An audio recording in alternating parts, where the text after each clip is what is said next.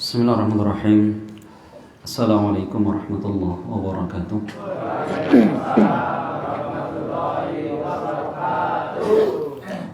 Alhamdulillah, wassalatu wassalam ala rasulillah wa ala alihi wa ashabihi wa man tabi'ahum bi ihsanin ila yaumiddin. Wa asyhadu an la ilaha illallah wahdahu la syarika lah wa asyhadu anna Muhammadan abduhu wa rasuluh sallallahu alaihi wa ala alihi wasallam. Qala Allah subhanahu wa ta'ala, ya ayyuhalladzina amanu taqullaha haqqa tuqatih wa la tamutunna illa wa antum muslimun. Ya ayyuhan nasu taqu rabbakumul ladzi khalaqakum min nafsin wahidah wa khalaqa minha zawjaha وبث منهما رجالا كثيرا ونساء واتقوا الله الذي تساءلون به والأرحام إن الله كان عليكم رقيبا يا أيها الذين آمنوا اتقوا الله وقولوا قولا سديدا يصلح لكم أعمالكم ويغفر لكم ذنوبكم ومن يطع الله ورسوله فقد فاز فوزا عظيما أما بعد. Ma'asyarul muslimin wal muslimat, bapak ibu sekalian, saudara saudari seiman dan seislam yang sangat kami muliakan. Alhamdulillah, di pagi yang penuh dengan berkah ini, di pagi yang cerah ini, Allah subhanahu wa ta'ala kembali mengumpulkan kita semua ya dalam rangka kita menjalin hubungan, menjalin kekeluargaan karena iman. Ya, bertemunya kita di sini bukan karena urusan dunia, bukan karena urusan hubungan kekeluargaan, tetapi yang mengumpulkan kita di sini karena iman. Ya, karena kita sama-sama hamba-hamba Allah Subhanahu wa taala, sama-sama orang beriman. Yang mana Nabi kita Muhammad sallallahu alaihi wasallam pernah menggambarkan bagaimana keeratan hubungan antara muslim satu dengan yang lainnya, walaupun mereka tidak saling mengenal, walaupun mereka tidak memiliki hubungan kekeluargaan. Rasul mengatakan, "Matsalul mu'minina fi tawadihim wa tarahumihim wa ta'atufihim kamatsalil jasadil wahid. Idza ishtaka minhu 'udhun ishtaka sa'irul jasadi bil huma was sahar," kata Nabi. Permisalan muslim satu dengan muslim yang lainnya, ya, di dalam kasih sayang mereka, di dalam kecintaan mereka, di dalam kelemah lembutan di antara mereka, seperti satu jasad. Apabila salah satu anggota tubuh merasakan sakit, maka anggota tubuh yang lainnya merasakan sakit. Ya, dengan tidak bisa tidur sepanjang malam, merintih. Ya, yang sakit kakinya, yang merintih apa? Mulutnya. Kan gitu ya. Yang sakit kakinya, yang nangis matanya, yang bersedih hatinya. Lah itu digambarkan Nabi bahwa satu orang mukmin dengan mukmin yang lain seperti itu. Maka sebaliknya, seorang mukmin mereka akan bergembira ketika mukmin yang lainnya mendapatkan kenikmatan, bukan benci, bukan dengki, gitu ya. Tapi apa? Kita bergembira, teman kita bisa membeli sesuatu, alhamdulillah.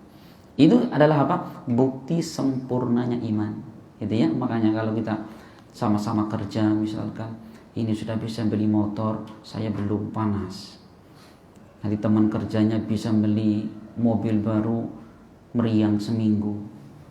Teman dekatnya bisa beli rumah, punya istri baru, pingsan, lama-lama mati, gitu ya. Itu kenapa teman sekalian? Karena minimnya iman, ya, minimnya iman. Maka hendaklah kita terus bimbing hati kita ini untuk senantiasa mencintai seorang muslim dari kalangan manapun mereka, dari negeri manapun mereka, dari kasta manapun mereka.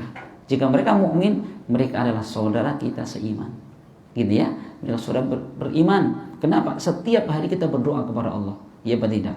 Kita berdoa, Rabbi apa? Allahumma ighfir lil muslimina wal muslimat wal mu'minina wal mu'minat al ahya'i minhum wal amwat. Apa artinya itu? Ya Allah, ampunilah seluruh orang muslim laki-laki dan perempuan dimanapun berada, mukmin laki-laki dan perempuan, hidupnya yang matinya. Coba, ini setiap kali kita berdoa mohonkan ampun kepada Allah, kepada semua orang tadi, kok kemudian kita hasad, kita dengki. Nah, berarti beda antara ucapan dengan hati kita. Perhatikannya, makanya hendaklah setiap muslim ini kita tanamkan kuat-kuat kecintaan sama mukmin. Kita tidak akan pernah ridha ketika ada muslim yang lainnya mereka jauh dari jalan Allah Subhanahu wa taala. Mereka kita akan ajak mereka, kita nasihati mereka, kita ayo bareng-bareng menuju jalan yang akan mengajak pada surganya Allah Subhanahu wa taala. Gitu ya. Nah, teman-teman sekalian, insyaallah Subhanahu wa taala kita akan kembali melanjutkan pembahasan kita. Kita masih menjelaskan seputar perjalanan hidup manusia setelah kematian. Pada pertemuan yang lalu, di bulan yang lalu, kita menjelaskan bahwa manusia di hari kiamat kelak mereka akan melalui yang namanya hisab. Ya, akan dihisab, dihitung seluruh amalan kita tanpa terkecuali. Lah, kemudian Bapak sekalian, setelah terjadi hisab selesai, maka manusia akan melakukan perjalanan yang berikutnya, yaitu apa? Yaitu mendapatkan kemuliaan dari Allah Subhanahu wa taala. Berupa apa?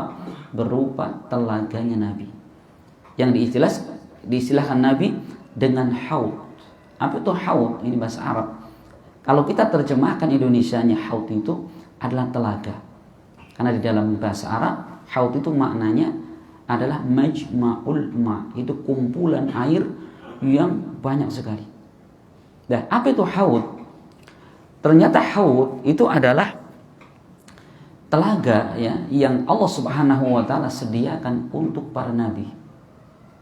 Ya, likulli nabiyyin haud, kata Nabi. Setiap para nabi mereka mendapatkan telaga dari Allah Subhanahu wa taala. Dan dari telaga-telaga yang ada, yang paling mulianya adalah telaganya Nabi kita Muhammad sallallahu alaihi wasallam. Sebagaimana Rasul pernah suatu ketika ya beliau dari tiduran kemudian beliau terbangun dan beliau senyum. Para sahabat bertanya, Rasul, apa yang menjadikan Anda tersenyum? Rasul mengatakan, barusan aku mendapatkan wahyu dari Allah Subhanahu wa taala. Wahyunya apa itu? Surat Al-Kautsar. Inna a'tainakal kautsar. Sesungguhnya kami telah berikan kepada engkau ya Muhammad Al-Kautsar. Apa Al-Kautsar di sini? Para ulama tafsir menyebutkan ada dua penafsiran. Tafsiran yang pertama maknanya adalah nikmat yang banyak. Adapun penafsiran yang kedua, Al-Kautsar ini sebagaimana disebutkan oleh Rasul dalam hadis diriwayatkan Imam Muslim. Ya, Rasul mengatakan, "Tadruna mal kautsar?" Tahukah kalian apa itu yang Allah maksudkan dengan Al-Kautsar? Maka Rasul mengatakan, fa innahu nahrun wa adanihi rabbi alaihi khairun katsir huwa haudun taridu alayya ummati yaumal qiyamah. Rasul mengatakan Al-Kautsar adalah sungai di dalam surga. Sungai di dalam surga yang Allah Subhanahu wa taala telah menjanjikan dan menyediakan untukku. Di dalamnya itu terdapat kebaikan yang sangat banyak. Itu jadi Allah berikan kepada Rasul di dalam surga berupa apa? Berupa Al-Kautsar. Lah ternyata dari Al-Kautsar ini Rasul menyebutkan dalam hadis diriwayatkan Imam Muslim, di situ ada dua pancuran, ada dua keran. Kemudian keran ini ngalir ke telaganya Nabi. Insyaallah ya. Jadi telaga Nabi ini ternyata sumbernya dari mana? Dari sungai yang ada di surga yang namanya Al-Kautsar. Maka Rasul mengatakan, Masya Allah, ini ya teman-teman sekalian. Jadi Al-Kautsar ini bukan perkara yang sederhana. Kenapa? Manusia itu sudah kita jelaskan dari awal kali mereka berada di alam kubur, nggak ada makanan, nggak ada minuman. Datang hari kiamat kubur, kiamat besar, manusia dikumpulkan Allah di padang mahsyar yang jarak seharinya seperti berapa? 50.000 tahun namanya. Berdiri di atasnya matahari didekatkan 1 mil atau 1 jengkal. Kemudian berjalan lagi, mereka mengalami yang namanya hisab. ada mizan dan sebagainya. Ini perjalanan panjang sekali. Sehingga apa? Seluruh manusia mereka betul-betul membutuhkan yang namanya minuman. Kan gitu. Dan sifatnya telaga Nabi ini, Rasul mengatakan ya, bahwa telaga ini bagaimana aniyatuhu adadun nujumis sama. Jadi ada cangkir-cangkirnya. Rasul mengatakan cangkir di telaga Nabi itu seperti bintang-bintang yang ada di laut. Di laut, di mana? Di langit. Bintang. Dari sisi apa? Dari sisi banyaknya dan dari sisi bagusnya. Insya Allah ya, luar biasa ini. Nah ini Rasul ketika menyebutkan apa? Menyebutkan tentang bagaimana telaga Nabi. Tadi cangkir-cangkirnya seperti bintang di langit. Ya, banyaknya seperti itu. Jadi nggak perlu rebutan. Kemudian yang kedua dari sisi bagusnya, itu cangkir ini mengeluarkan cahaya. Ya, jadi ya. Dan Bapak sekalian bahwa telaga Nabi itu sekarang sudah ada. Telaga Nabi sudah disediakan oleh Allah Subhanahu wa taala dan sekarang sudah ada.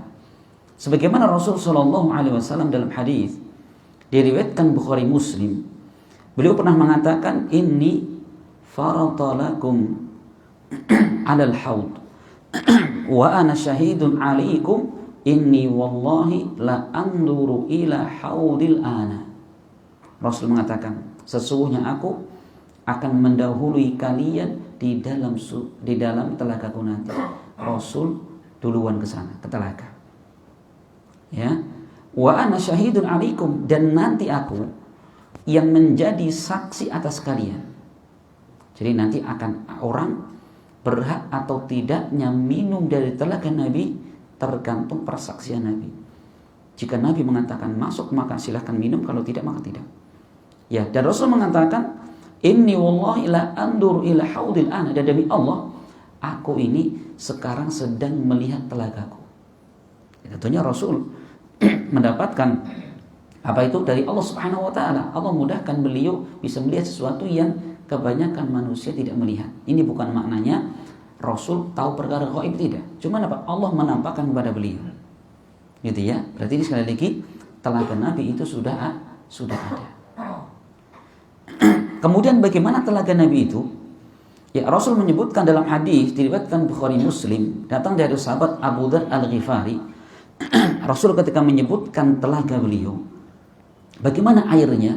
Rasul mengatakan ma'uhu asyaddu bayadun minal laban.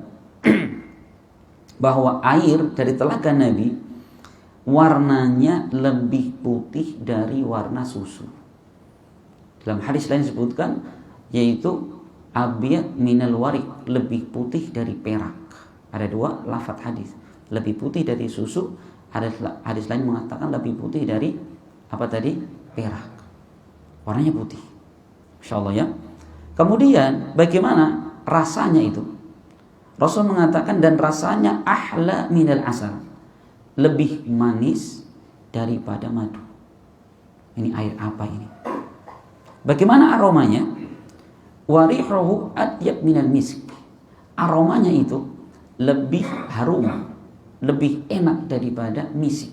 Misik itu adalah makanan aroma yang sangat seger, dingin, menyejukkan.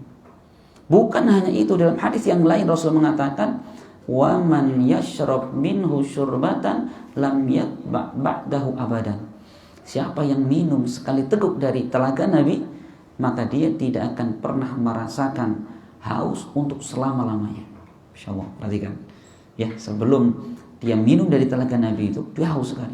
Begitu sekali minum, Masya Allah, Nabi menggambarkan, maka dia tidak pernah merasakan haus untuk selama-lamanya. Mungkin pertanyaan, Ustaz, kalau tidak haus, berarti nanti di surga kan banyak minuman itu, macam-macam, jus melon, ada jus salak, ya, jus jengkol gitu. Bagaimana sekarang kalau di surga tidak haus lagi? Apa jawabannya? Para ulama menyebutkan bahwa minuman di dalam surga itu bukan karena haus, tetapi minum di surga itu karena istimtaan, untuk bernikmat-nikmat, bukan karena haus.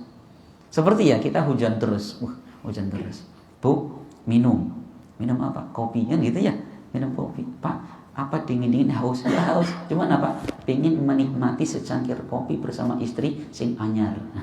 Gitu. Kan gitu. Nah, ini berarti di surga itu mereka tidak haus lagi. Kenapa mereka minum? Untuk bernikmat-nikmat. Masya Allah ini ya. Ini telaga Nabi luar biasa ini. Untuk bernikmat-nikmat di situ. Nah, maka teman-teman sekalian, Masya Allah. Ini bagaimana gambaran Nabi Shallallahu Alaihi Wasallam, ya, mereka akan apa? Minum dari telaga Nabi Shallallahu Alaihi Wasallam. Ternyata teman-teman sekalian, di hari itu ada manusia yang mereka sangat merugi. Kenapa? Mereka Muslim. Mereka merugi kenapa? Begitu mereka sekelompok orang datang menuju telaga Nabi, ternyata mereka diusir oleh Allah Subhanahu Wa Taala. Apakah mereka tidak Muslim? Nabi SAW menyebutkan dalam hadis yang diriwayatkan Imam Muslim. Rasul mengatakan, "Inni faratakum 'alal haudi, man marra bi syariba, wa man syariba lam yatma' abadan." Rasul mengatakan, sesungguhnya aku akan mendahului kalian menuju kepada telagaku. Maka siapa yang bertemu denganku nanti, maka dia akan minum dari telaga aku nanti. Dan siapa yang minum darinya, maka dia tidak akan pernah merasakan haus untuk selama-lamanya. Insyaallah ya. Jadi Rasul SAW saking sayangnya kepada umatnya, beliau datang duluan dan beliau siap untuk apa? Untuk menuangkan air itu kepada umat-umat beliau. Ini menunjukkan bagaimana kasih sayang Nabi kepada umatnya. Ya, karena Nabi SAW memang diutus Allah Subhanahu Wa Taala memiliki sifat rahmat alias kasih sayang. Sebagaimana Allah menyebutkan dalam Al-Quran, "Fabi rahmatin minallahi lintalahu, walau kunta faddan ghalidhal qalbi lam faddu min hawlik." Wahai Muhammad, dikarenakan rahmat dari Allah Subhanahu Wa Taala sehingga engkau bisa bersikap lemah lembut kepada mereka. Andaikan kamu bersikap kaku dan kasar kepada umatmu, niscaya umatmu akan lari dari sisimu. Perhatikan, Rasul ini mendapatkan satu kelebihan dari Allah Subhanahu Wa Taala, yaitu apa? Sifat lembut dan kasih sayang. Makanya kalau kita ingin berdakwah, mendidik anak, mulailah dengan apa? Lemah lembut. Kenapa? Ini lebih mengena daripada otoriter. Nah, sholat, orang sholat sapu ya. Waduh. Nah, belajar ibu, orang ke pacul gitu. Lah ya ini anaknya jadi dipacul ya. Nah itu nggak jadi pendidikan seperti itu. Ya, Rasul Masya Allah mendidik umat itu dengan kelembutan. Ya, iya. Sampai Rasul Shallallahu Alaihi Wasallam saking lembutnya beliau pernah datang ke daerah Taif untuk berdakwah selama 10 hari. Ya, ternyata apa? Perlakuan orang-orang Taif betul-betul menyakitkan hati beliau. Beliau ditolak, dicaci maki. Bahkan ketika beliau hendak pergi dari negeri Taif ini, ya, itu di tengah jalan orang-orang Taif mengumpulkan anak-anak kecil. Ya, setiap mereka di depannya ada gundukan batu. Begitu Rasul lewat dilempari. Ya, sampai Rasul dikabarkan itu beliau berdarah sampai janggut beliau berdarah sampai menetes kaki beliau. Coba. Apakah beliau kemudian marah? Tidak. Di tengah perjalanan, malaikat Jibril itu membawa malaikatul jabal, malaikat yang menjaga gunung. Dan Jibril mengatakan, Muhammad, sesungguhnya bersamaku ini malaikat jabal, malaikat gunung. Dia menunggu apapun yang engkau perintahkan kepada dia. Andaikan engkau berkehendak bahwa gunung ini, ya, akan engkau berkehendak untuk ditimpakan kepada orang Mekah dan Taif, niscaya akan dilakukan oleh malaikat ini. Apa kata Rasul? Rasul mengatakan tidak. Ya, karena aku mengharapkan dari anak cucu mereka terdapat orang-orang yang beribadah kepada Allah Subhanahu Wa Taala. Coba, kalau jenengan dicaci maki, dilempari, ada yang ngomong gitu, wes ngendang cepet orang sesuai, itu ya. Rasul tidak perhatikan, karena yang Rasul inginkan itu bukan kehancuran umat manusia, tapi karena sayangnya beliau, lembutnya beliau. Untuk apa? Untuk mengantarkan manusia kepada surganya Allah Subhanahu Wa Taala, kepada kehidupan yang layak. Maka itu teman sekalian, kalau ada seorang kiai, ada ustadz mengingatkan tentang akhirat, jangan kita berprasangka buruk. Justru itulah kasih sayang mereka kepada kita semua. Ulama mengingatkan kepada kita tentang bahaya maksiat kepada Allah Subhanahu wa taala. Itu bukan karena ulama itu iri sama kita, enggak sama sekali. Cuman apa? Saking sayangnya kepada kita. Nah gitu ya. Inilah Rasul sallallahu alaihi wasallam. Dan kata Rasul beliau mengatakan wala yuraddanna alayya aqwamun, dan sungguh di hari itu ada sekelompok orang yang mereka diusir oleh Allah Subhanahu wa taala. A'rifuhum wa ya'rifuni. Aku mengenal mereka dan mereka juga mengenal aku. Masya Allah ya. Berarti kan Rasul mengatakan, aku kenal mereka dan mereka juga mengenal aku. Apa maknanya Rasul pernah ketemu? Tidak mesti. Disebutkan Rasul dalam hadis yang lain, bagaimana Rasul itu bisa mengenali umatnya. Yaitu bahwa umat Nabi kita Muhammad SAW pada hari kiamat, mereka ini akan memancarkan cahaya pada wajah dan kaki-kaki mereka. Kenapa? Sebab bekas wuduknya mereka. Gitu ya. Jadi Rasul bilang, oh ini umatku. Tapi ternyata apa? Dari kalangan umat beliau yang beliau kenal, ya, dan umatnya juga kenal beliau. Tapi apa? Tsumma yuhali baini wa bainahum. Kemudian orang-orang ini dihalangi aku dari mereka. Artinya apa? Orang-orang ini diusir Allah Subhanahu wa taala dari minum di telaga Nabi. Maka Rasul mengatakan, aku katakan, innahum minni ya Allah. Mereka kan dari kalangan kami. Mereka kan karena umatku. Maka dikatakan kepadaku, Rasul Allah mengatakan, innaka la tadri ma ahdatsu ba'dak. Wahai Rasul, karena engkau tidak mengetahui apa yang mereka bikin urusan baru dalam urusan agama setelah sepeninggalmu. Apa maknanya Bapak sekalian? Maknanya adalah orang-orang yang ditolak dari telaga Nabi ini adalah orang-orang yang mereka hobi ketika di dunia ini untuk apa? Bikin perkara baru dalam urusan agama. Mereka tidak merasa puas atas apa yang Rasul ajarkan kepada mereka. Rasul tidak tahu. Kan gitu ya. Nah ini teman-teman sekalian, Masya Allah, ini bahaya bagi orang-orang yang mereka beribadah kepada Allah tapi tidak mau berpetunjuk kepada Nabi. Beribadah kepada Allah tapi tidak mencontoh ibadahnya Nabi. Ini akibatnya. Berarti kalau gitu gimana? Ibadah itu teman-teman sekalian cukup mengikuti Nabi, sudah beres. Ya, makanya ternyata masuk dalam surga itu gampang sekali. Rasul pernah menyebutkan dalam hadis yang diriwayatkan Imam Bukhari. Rasul mengatakan, kullu ummati yadkhuluna al-jannata illa man aba. Semua umatku pasti masuk surga kecuali orang-orang yang enggan. Para sahabat langsung mikir ini, ya Rasul, apa ada orang enggan masuk surga? Karena para sahabat sudah betul-betul tergambar di benak mereka bagaimana indah dan bagusnya surga. Makanannya, Masya Allah, minumannya, rumah-rumahnya, pemandangannya, kemudian pendamping hidupnya. Pokoknya kalau kita baca ayat-ayat, hadis-hadis tentang surga, seakan-akan pengen cepat-cepat mati. Kenapa rindu sama bidadari surga? Nah, gitu. Bidadari surga itu nggak ada yang cerewet.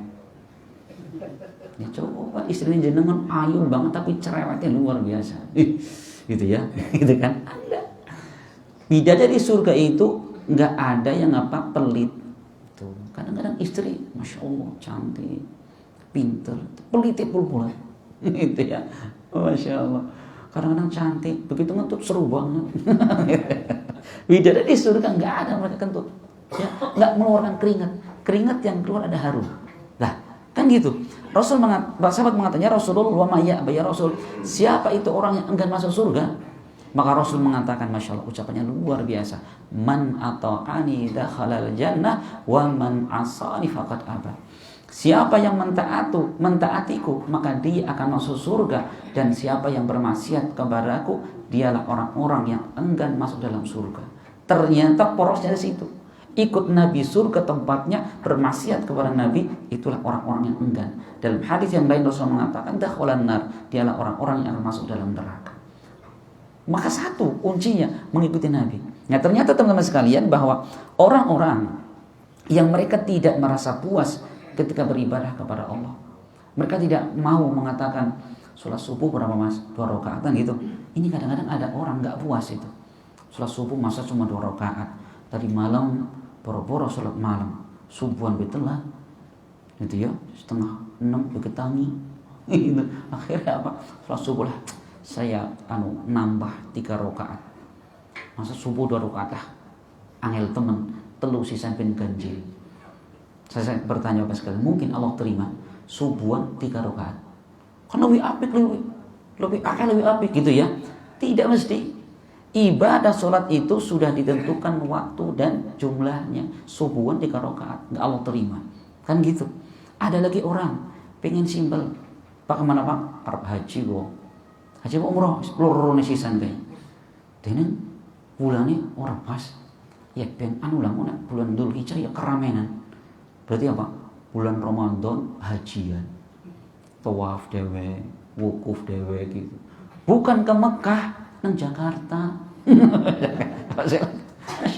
Tawaf itu di Monas keliling. Berapa? Yang 14, yang Mekah kan pitu, nang ini 14, 2 kali lipat, Masya Allah. Coba Bapak sekalian, mungkinkah Allah terima? Ya, ibadah seperti tidak Allah terima. Kenapa? Tidak mencocoki Nabi SAW. Ya makanya Masya Allah ini orang-orang yang ketika di dunia hobinya mereka bikin perkara yang baru, Masya Allah, na'udzubillah, Allah usir mereka dari apa telaganya Nabi SAW. Makanya bagaimana agar kita tahu itu petunjuk Nabi, ini syariat Nabi, belajar sudah itu. Makanya para ulama menyebutkan belajar agama itu perkara yang wajib, lebih wajib daripada kita bekerja nyari makan. Loh, apa ya? Iya, kenapa sekalian?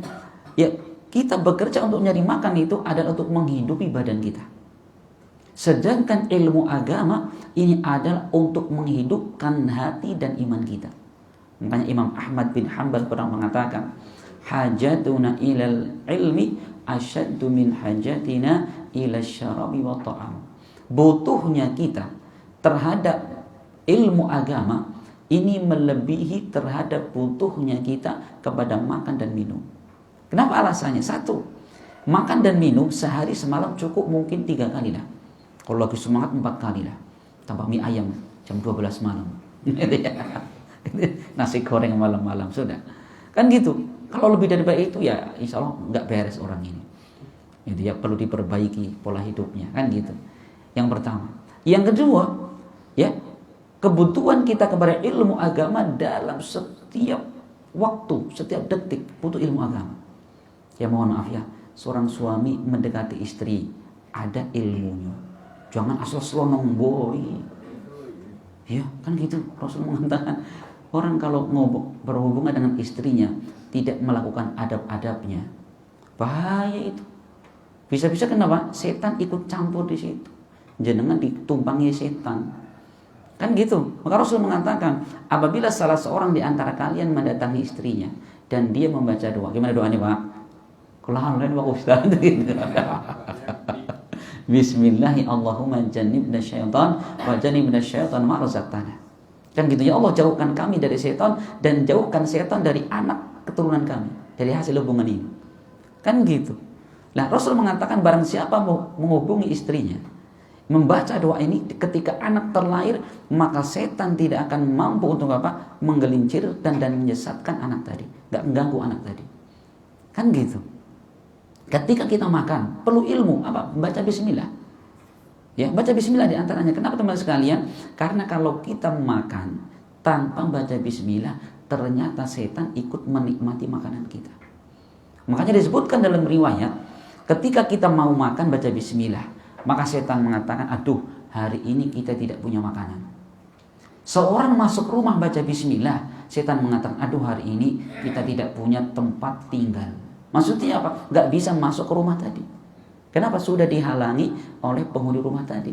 Kita ke kamar mandi, ngelepas baju, pakai baca bismillah, setan gak bisa menikmati aurat kita. Maka Rasul mengatakan, satru ma bainal jinni wal insi idza dakhala ahaduhumul khala'a ayyaqula bismillah.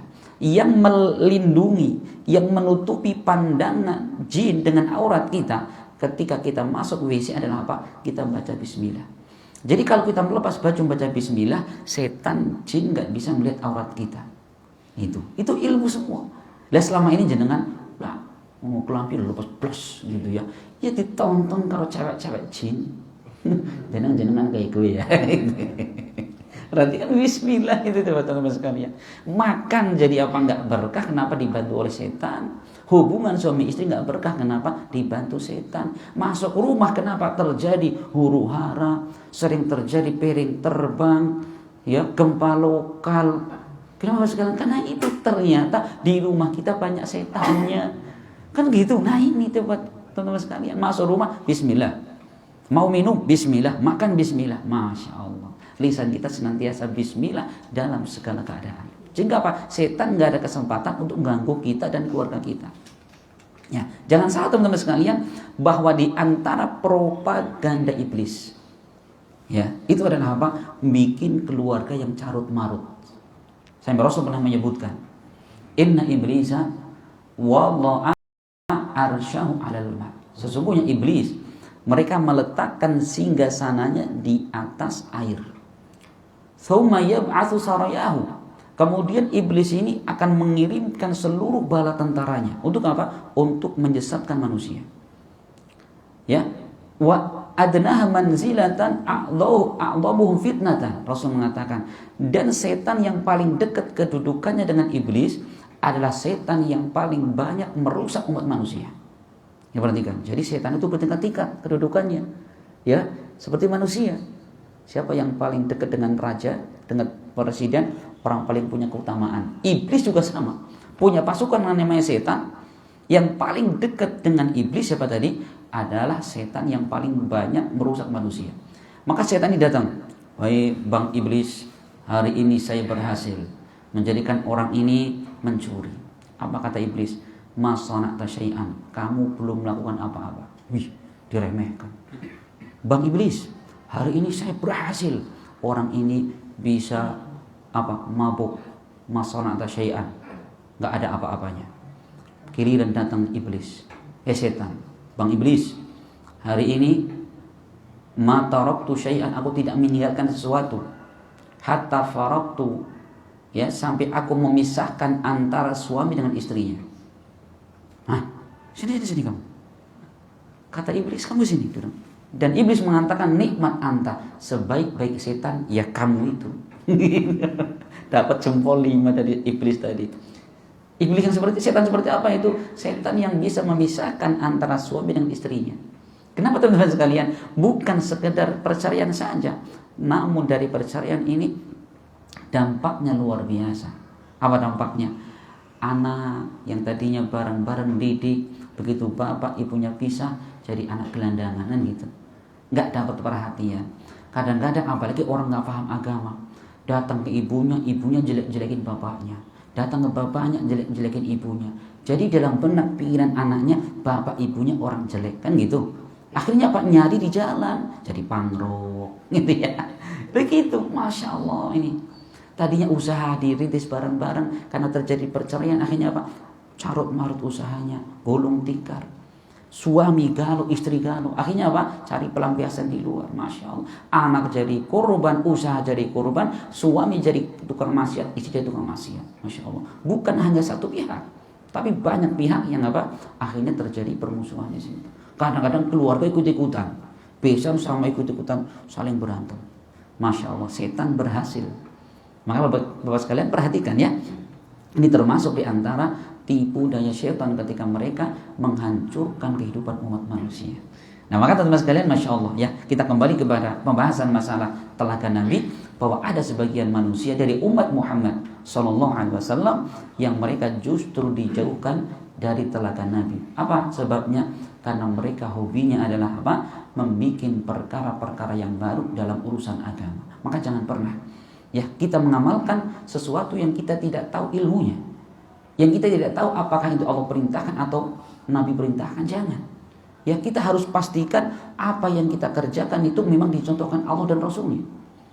Ustaz, bagaimana kalau saya ngikut Ustaz saja? Nggak boleh. Ya nggak boleh. Kenapa? Kita itu orang yang diberikan Allah akal pikiran. Untuk apa? Memilih, untuk mencari. Ini loh petunjuk Allah, ini loh Rasulnya. Kecuali kata para ulama, boleh nggak taklid itu? Hukum asalnya tidak boleh. Kita itu jangan terlalu percaya dengan, mohon maaf, dengan ustadz dan kiai. Kita harus kritis, ustadz menyampaikan ini, mana dalilnya? Apakah ini datang dari Allah dan Rasulnya atau tidak? Karena di hari kiamat kelak, Allah hanya akan memintakan pertanggungjawaban berupa apa? Madza ajabtumul mursalin, apa yang telah kalian terima dan ikuti dari kalangan para rasul. Allah tidak pernah bertanya, apakah yang kamu ikuti dari ustadz kamu, kiai kamu, tokoh kamu? Enggak sama sekali. Yang Allah tanyakan adalah apa? Apa yang telah kalian ikuti dari para utusan-utusan Allah Subhanahu wa taala. Gitu ya. Makanya kalau kita ngaji kritisi, ustadz ngomong ini, mana ayatnya, mana hadisnya. Kalau itu ada, alhamdulillah, itu yang kita cari. Makanya para ulama menyebutkan, apa itu ilmu? Ilmu itu adalah ma'rifatul haqqi bidalilih. Kita mengenal kebenaran dengan dalil-dalilnya. Makanya pengajian kita dari awal Bapak sekalian, saya nggak pernah cerita ngalor ngidul. Saya menyebutkan ini ayatnya, saya menyebutkan ini hadisnya. Gitu ya. Kenapa teman sekalian? Karena inilah ilmu yang dikatakan para ulama sebagai ilmu yang menjadi petunjuk, yaitu mengenal kebenaran dengan dalil-dalilnya, baik Al-Quran maupun hadis Nabi SAW ataupun ijma'nya para ulama. Ya, mungkin ini teman sekalian sedikit yang bisa kita sampaikan. Ya, masih ada waktu sekitar 5 menit ke depan, barangkali ada disampaikan atau ada ditanyakan, maka dipersilahkan. Mohon. Ada 5 menit ke depan insya Allah. Ini untuk hadiah bukan? Nah, yang bertanya berhadiah, enakan. Masya Allah. Ini kayaknya kalau buku kurang pada. Semoga Pak. Kalau zaman dulu kan belum ada internet, belum ada wifi. Kalau sekarang ceramah lewat internet apa itu ada? Tuntunannya. Masya Allah. Ya betul Pak. Nah betul. Bagus sekali pertanyaannya. Moga hadiahnya. Nah, jadi gini Pak ya. Yang dimaksudkan para Rasul dalam hadis ini dan juga para ulama mengada-ngadakan urusan itu urusan agama Pak. Urusan agama. Itu bentuk ibadah kepada Allah dibikin-bikin, sholat subuh 3 rakaat. Ya, ibadah apa yang ditentukan waktunya semau sendiri waktunya lah itu. Adapun dalam urusan dunia Rasul mengatakan antum a'lamu bi umuri dunyakum. Kalian lebih memahami dan lebih mengetahui tentang urusan dunia kalian. Silakan. Kita mau pakai internet karena memang zamannya seperti ini, tidak ada masalah.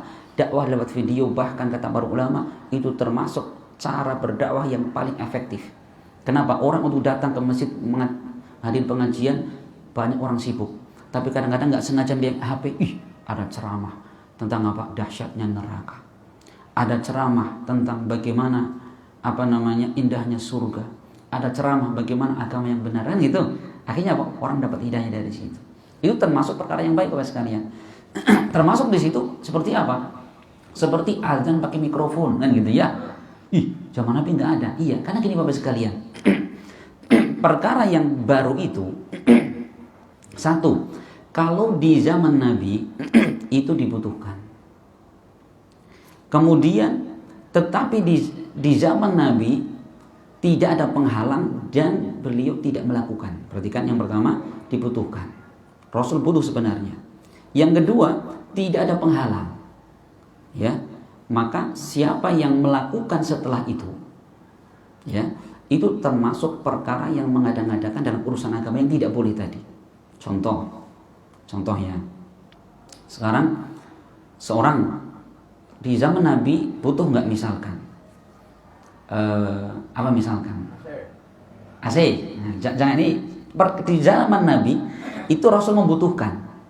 Tapi Rasul tidak melakukan karena ada penghalang. Kenapa? Itu belum ada kemampuan. Seperti pakai AC, seperti azan pakai mikrofon, dakwah pakai internet, YouTube dan sebagainya. Di zaman Nabi kenapa belum melakukan? Padahal Nabi membutuhkan kan agar dakwah tersebar kan gitu. Kenapa Rasul tidak melakukan? Karena di zaman beliau belum ada teknologi canggih seperti itu. Maka hal itu kata para ulama sepakat, hal itu tidak dipermasalahkan alias diperbolehkan. Tapi yang tidak boleh itu kalau di zaman Nabi tidak melakukan. Padahal ada sebabnya, tidak ada penghalangnya. Kok dilakukan? Tidak ada. Maka itu yang tidak diperbolehkan. Contoh, saya contoh ya. Tadi saya gambarkan seperti mohon maaf ini. Dulu di zaman Nabi SAW butuh nggak Rasul itu saya contoh apa yang paling pas. Nah, misalkan apa Pak? Mobil mah itu karena tidak ada kemampuan. Sekarang di zaman Rasul butuh dan Rasul bisa melakukan, tapi tidak dilakukan. Ya, seperti misalkan kalau azan misalkan pakai pengeras suara kan di zaman Nabi memang belum ada kemampuan. Sekarang ada kemampuan, cuma tidak dilakukan. Sebagai contoh apa sekalian? Contoh sekali ini ya. Saya mohon maaf sekali. Seperti orang kalau kematian, ya orang mati biasanya kan orang Jawa itu kalau jenazahnya dipikul di depan rumah, nanti anak cucunya kelilingan gitu Pak ya. Keliling maaf itu.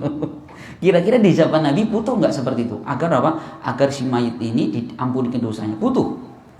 Ya, ada penghalang tidak ada penghalang, tapi Rasul tidak melakukan. Nah, ini salah satu ritual yang harus ditinggalkan.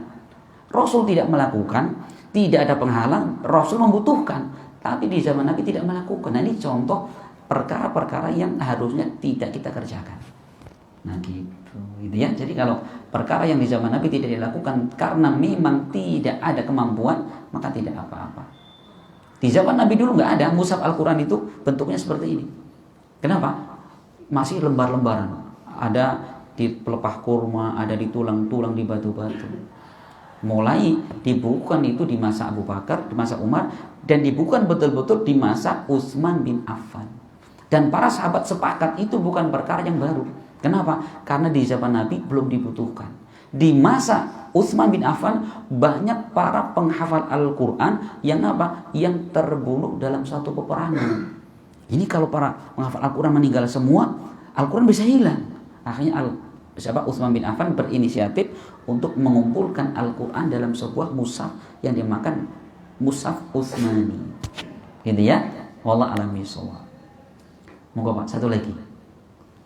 Tapi udah habis waktunya, okay? Ini mungkin ini yang bisa kita sampaikan, semoga bermanfaat dan semoga Allah Subhanahu wa taala senantiasa membimbing kita semua agar kita bisa hidup ya seperti yang diridhoi oleh Allah Subhanahu wa taala. Amin ya rabbal alamin. Dan kita akhiri subhanakallahumma bihamdik asyhadu an la ilaha illa anta astaghfiruka wa atubu ilaik.